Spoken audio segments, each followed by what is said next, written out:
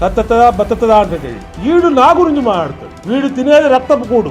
ఆక్రమించుకోవటాలు, దౌర్జన్యాలు, హత్యలు, కిరాహత్యలు, మీ బతుకది. నేను రౌడీని, నా వెనకాల 10 మంది రౌడీ షీటర్లు ఉన్నారు, నేనేదో పీకుతానంటే తోలు తీస్తాను రే ఎత్తిపోకొడిగా. అరే పొట్టిన నీకు కూడా చెప్తున్నా ఎల్లంపల్లిగా, మోండాహు మా కాళ్ళు పట్టుకున్నా ఒక్క క్షణం పట్టదు. మేము అనుకుంటే నీ ఎంతరా, నీ బతుకెంత.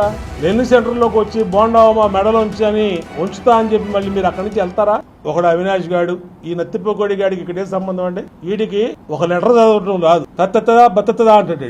వీడు నా గురించి మాట్లాడతాడు. వీడు తినేది రక్తపు కూడు. వీళ్ళ బాబు సంపాదించినంతా సెటిల్మెంట్ల డబ్బులు. ఎక్కడి నుంచి వచ్చినాయి వీళ్ళకి? కాంప్లెక్స్లు, ఎకరాల భూములు. ఇవాళ బీసెన్ రోడ్ లో కాంప్లెక్స్ ఎక్కడి నుంచి వచ్చినాయి వీళ్ళకి?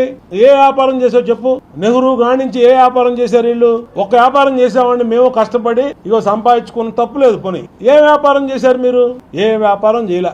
ఆక్రమించుకోవటాలు, దౌర్జన్యాలు, హత్యలు, కిరాహత్యలు, మీ బతుకది. సరే మీ బతుకు మీరు బతకండి, అది వేరు, మాకు సంబంధం లేదు, అది వేరే. కానీ మా జోలికి వచ్చి నువ్వు ఇంకా నేను రౌడీని, నా వెనకాల 10 మంది రౌడీ షీటర్లు ఉన్నారు, నేనేదో పీకుతానంటే తోలు తీస్తాను రే ఎత్తిపోకొడిగా.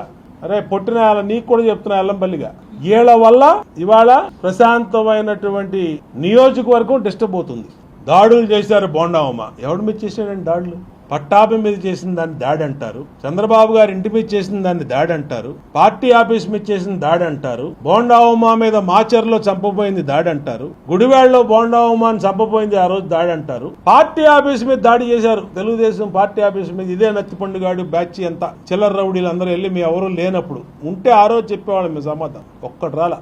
ఆడంటాడంట ఎవడు నత్తిపండుగాడు తెత్త అనుకుంటా, మేము అధికారంలోకి వస్తే కాళ్ళు పట్టుకున్నా వదలం అన్నాడు. అరే బాబు, నువ్వు ఇప్పుడు కాళ్ళు పట్టుకున్నా, నేను అనుకుంటే బోండాహు మా కాళ్ళు పట్టుకున్నా ఒక్క క్షణం పట్టదు, నిన్ను వదలకుండా ఉరికిచ్చి ఇచ్చేయటాన్ని గుర్తుపెట్టుకో. గుణదలు రావడం మాకు సమస్య కాదు, నువ్వు ఎక్కడ పట్టుకుంటే ఎక్కడ కనబడి పట్టుకోవడం మాకు సమస్య కాదు. మేము అనుకుంటే నువ్వు ఎంతరా, నీ బతుకెంత.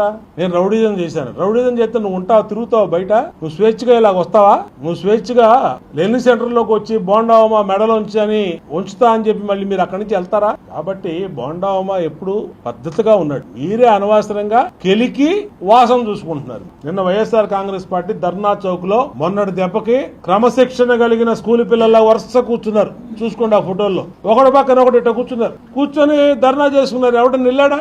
మేమేమన్నా అన్నావా? వాళ్ళు ఊసెత్తావా? అంటే ఎక్కడ మెట్టాలో అక్కడ మొట్టితే మీకు క్రమశిక్షణ వస్తుంది, లేకపోతే రోడ్డు మీద అచ్చోసిన ఆంబోతుల్లాగా రోడ్డు మీద పడతారు. మీ ఫ్యాన్ గుర్తు తీసేసి గొడ్డలు గుర్తు పెట్టుకోండి బెటర్.